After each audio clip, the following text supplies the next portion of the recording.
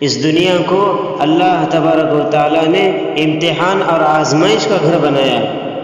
اس آزمائش کا تقاضا یہ ہے کہ ہم اپنی عقل اور سمجھ استعمال کر کے اس امتحان میں کامیابی حاصل کریں۔ عزیز دوستو، اگر دوزخ سامنے کر دی جاتی کہ دیکھو یہ دوزخ ہے اور اس میں آگ بھڑک رہی ہے اور اس عذاب کا مشاہدہ ہو جاتا، اور دوسری طرف جنت سامنے کر دی جاتی کہ اس جنت کی نعمتیں اور اس کے پرکیف مناظر سامنے ہوتے، اور پھر انسان سے کہا جاتا تم ان دونوں مقامات میں سے ایک مقام کو اپنے لیے اختیار کرو اور اس کے راستے پر چل پڑو، تو پھر یہ امتحان نہ ہوتا۔ ہم جنت کو دیکھ کر جنت کا شوق پیدا کریں، یہ کوئی کمال کی بات نہیں۔ جہنم کو دیکھ کر جہنم کے عذاب سے بچیں، یہ کوئی کمال نہیں ہے۔ بن دیکھے مر مٹیں۔ اس لیے عزیز دوستو، یہ امتحان کی جگہ ہے، یہ عمل کی جگہ ہے۔ آج ہم اپنے رب کو راضی کریں، اعمال اپنے جتنا ہو سکے اتنے اعمال کریں۔ صحابہ کرام رضی اللہ عنہم اجمعین، تابعین، تبع تابعین، ائمہ کرام، جتنے اللہ کے نیک بندے گزرے ہیں، ان کا دستور تھا، ان کا عمل یہ تھا، ہر وہ ایسے عمل کو کرتے تھے جس سے اللہ راضی ہو جائے، اور ہر اس عمل سے بچتے تھے جس سے اللہ ناراض ہو جائے، جس سے اللہ ناراض ہو جائے، جس سے آخرت برباد ہو جائے۔ اس لیے عزیز دوستو، چند دن کی زندگی اللہ نے ہمیں دی، ایک موت اور حیات کے درمیان کا ایک معاملہ ہے، ایک موقع اللہ نے دیا ہے تاکہ ہم اللہ کو راضی کریں، اچھے اعمال کر سکیں۔ ہم کتنے زمانے سے گناہوں کی زندگی گزار رہے ہیں، پھر کیسے ہمارے دلوں میں سکون آئے، پھر کیسے ہمیں سکون اور چین کی زندگی ملے۔ ہم اپنے ایمان کو بنائیں، اللہ کا ڈر پیدا کریں، اللہ کا خوف پیدا کریں، اپنی زندگی کو سنواریں۔ کیا پتہ کہ کتنی زندگی ابھی باقی ہے، کب چلتے چلتے اچانک کب ہمارا وجود گر جائے گا، کب ہماری زندگی کا جلتا ہوا چراغ بجھ جائے گا۔ جس طرح سورج روزانہ طلوع ہوتا ہے، شام کو غروب ہوتا ہے، کیا پتہ ہماری زندگیوں کا سورج غروب ہونے کے قریب آ چکا ہو، کوئی ساتھ ہمارے نہیں آئیں گے۔ اس لیے ہم اپنی زندگی کو بنائیں، اپنے اللہ کو راضی کریں، تنہائیوں میں بیٹھ کر غور کریں، پیدا کرنے والے نے مجھے کیوں پیدا کیا ہے، اور پیدا کرنے والا مجھ سے چاہتا کیا ہے، میرے دنیا میں آنے کا مقصد کیا ہے، میری حقیقت کیا ہے۔ آج ہم سب پریشان ہیں کیونکہ اللہ کے دین کو ہم نے چھوڑ دیا ہے، اللہ کے احکامات کو ہم نے پیروں تلے ڈال دیا ہے، کوئی دین کی عظمت ہمارے دلوں میں نہیں ہے۔ عزیز دوستو، اللہ نے یہ دین میں بڑا سکون رکھا ہے، اللہ نے اس دین کے اندر ایک لطف، ایک مزیدار زندگی کو چھپا کے رکھا ہے۔ اگر ہم حقیقت والا دین اپنا لیں، ہمارے اندر ایمان کی حقیقت آ جائے، ایسا ایمان ہمارا بن جائے جیسا اللہ چاہتا ہو، جیسا اللہ کے رسول چاہتے ہو، پھر اللہ وہ زندگی ہمیں دے گا۔ سوکھی روٹی میں اللہ ایسا مزہ دیں گے جو بڑے بڑے بادشاہوں کے دسترخوان میں وہ مزہ نصیب نہ ہو، اور اللہ پھٹی ہوئی چٹائیوں میں ایسی میٹھی نیند دیں گے جو بڑے بڑے مالداروں کو اپنے نرم بستر میں وہ نیند نصیب نہ ہو۔ بورے نشین بھی اگر اختیار کر لیں تو اللہ تخت شاہی کا مزہ ہمیں دیں گے۔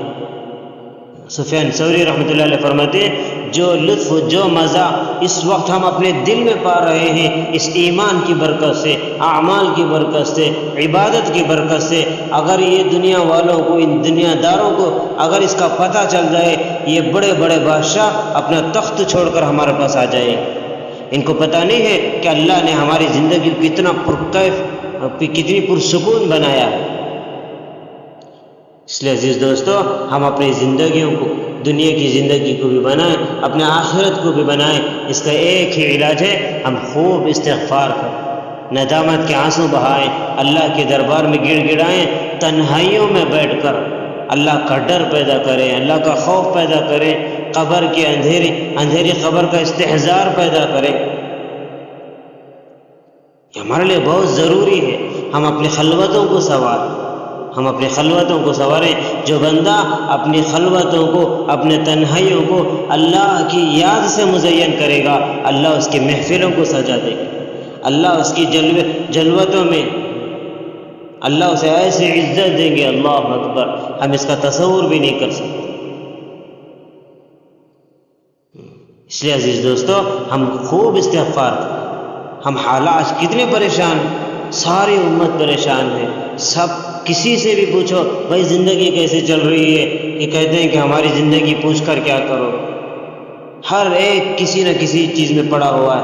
قرآن کریم کی بات ہے، وَمَنْ أَعْرَضَ عَنْ ذِكْرِي فَإِنَّ لَهُ مَعِيشَةً ضَنْكًا، جو ہماری یاد سے، ہمارے دین سے، ہمارے ذکر سے منہ پھیر لے گا، ہم اس کے زندگیوں کو تنگ کر دیں گے۔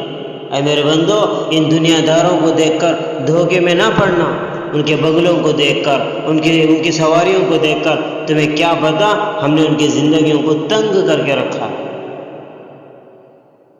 یہ حقیقت ہے، یہ حقیقت ہے۔ اس لیے عزیز دوستو، ہم خوب استغفار کریں۔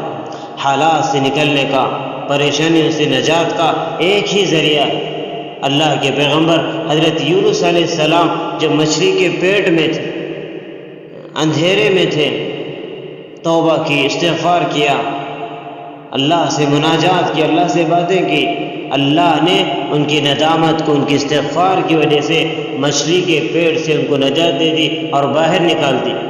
تو حضرت جی رحمۃ اللہ، حضرت جی دامت برکاتہ فرماتے کہ یونس علیہ السلام کو استغفار کی وجہ سے اللہ نے مچھلی کے پیٹ سے جیسا نکالا ہے، اگر ہم بھی استغفار کریں گے، توبہ کریں گے، اللہ سے سچی پکی توبہ کریں گے، اللہ ہمیں بھی حالات کی مچھلی کے پیٹ سے باہر نکال دے گا۔ ہم گناہ سے بچیں، اپنی زندگیوں کو پاک کریں، اپنے وجود کو پاک کریں، اپنے دل کو پاک کریں۔ ایک بہت بڑے اللہ والے کہتے ہیں، اگر کوئی بندہ جس دن ایک بھی گناہ نہ ہو، روزانہ اپنی زندگی کا حساب لے، سوتے وقت حساب کرے، آج کا دن میرا گزرا تو کیسے گزرا، اگر کیا آج میرے جسم سے روح جدا ہو جاتی، آج میں مر جاتا، کیا میرا اللہ مجھ سے راضی تھا؟ کیا میں اللہ کے سامنے کھڑے ہونے کے لائق تھا؟ اپنی زندگی کا حساب لے۔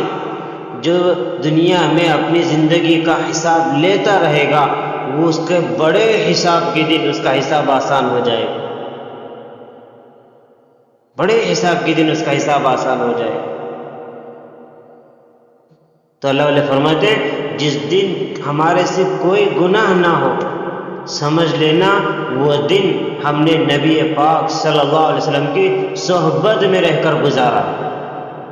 اللہ اکبر، کتنی بڑی سعادت ہے۔ جو بندہ گناہ سے بچتا ہے، اللہ کا قرب ملتا ہے، اس کا دل نورانی ہوتا ہے، اس کے دل میں اللہ کی محبت، اللہ کے دین کی عظمت پیدا ہوتی ہے۔